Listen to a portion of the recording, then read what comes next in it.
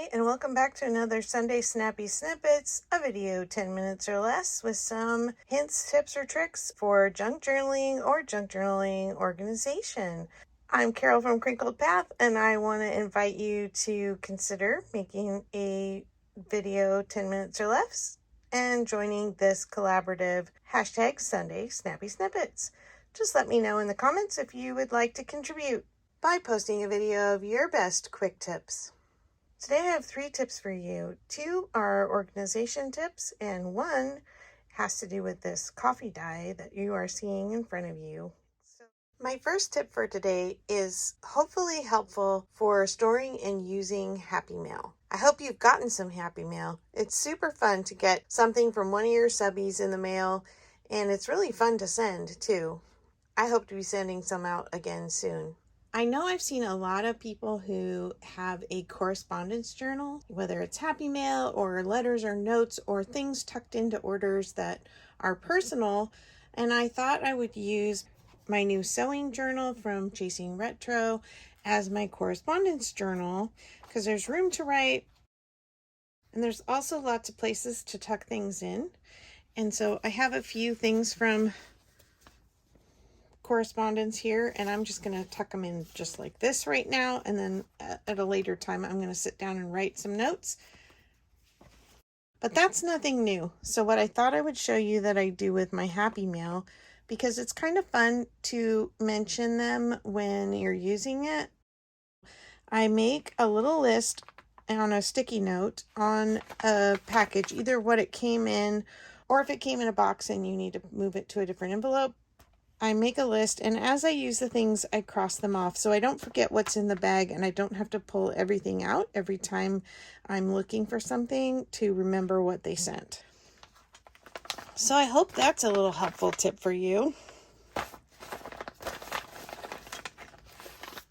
I have another organizing tip today, something that's working for me, and maybe it will help you out. I have these Lennart, L-E-N-N-A-R-T, I believe, IKEA drawer carts. I'm going to call it a cart because it has 2 wheels on the back, none on the front, so they sit stationary until you want to move them. Then you lift the front and they roll very easily out. Sorry for the shaky camera.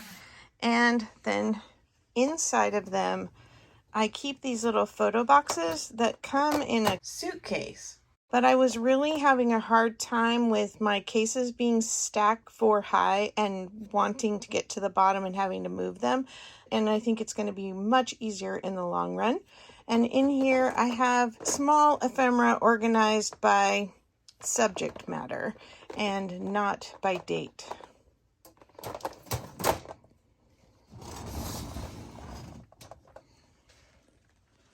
Right now I have them about 6 or 8 inches sitting back under from the front edge of my desk, and there's actually room for them to go back a lot further. I've been doing a lot more standing at my desk, and so I figured I would keep them kind of close to the front unless I needed to sit there.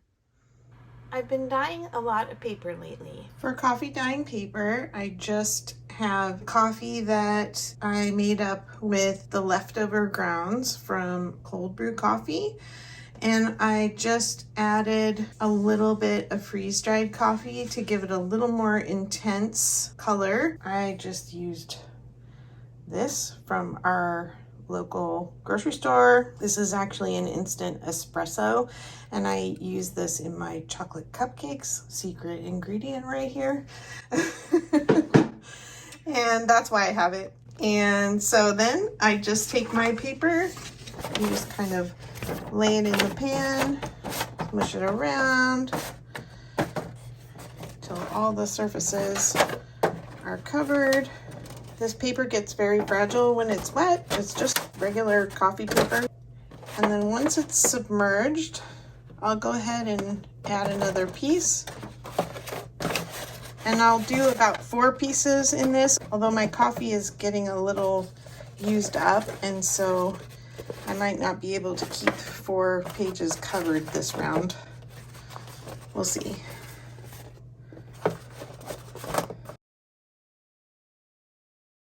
And I try and get the air bubbles out. Let's try one more.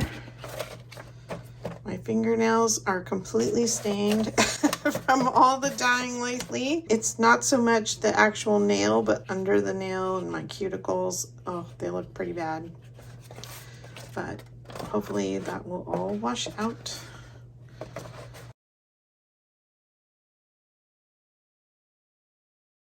And then I just leave it sit for half an hour. I don't know. The longer it sits, the darker it gets.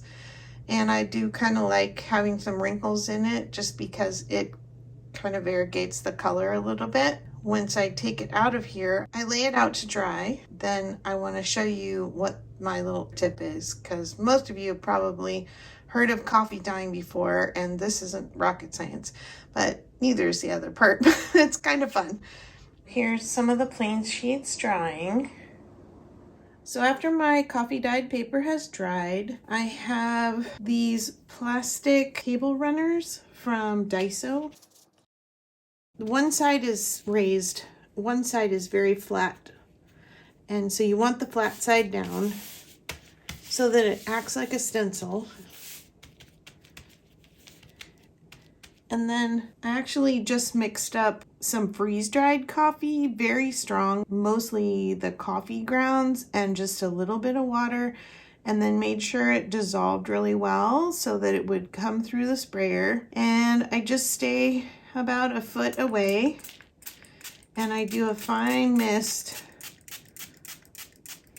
over the whole thing.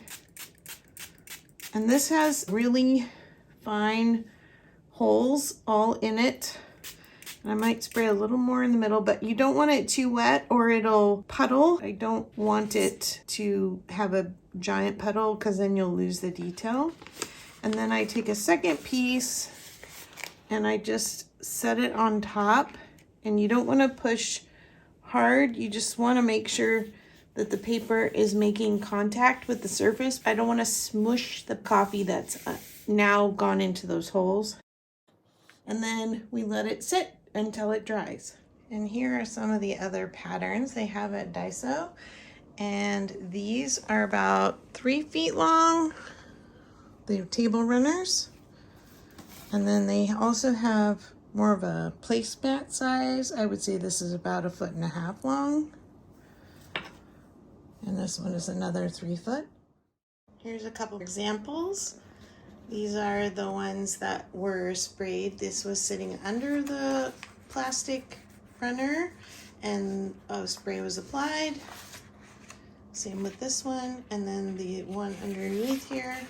These are dry papers that were laid on top. Probably put a little more pressure on this. That's why it kind of looks more puddled.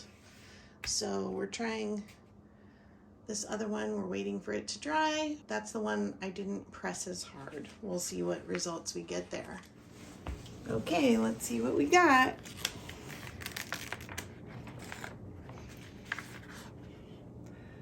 That's the first one.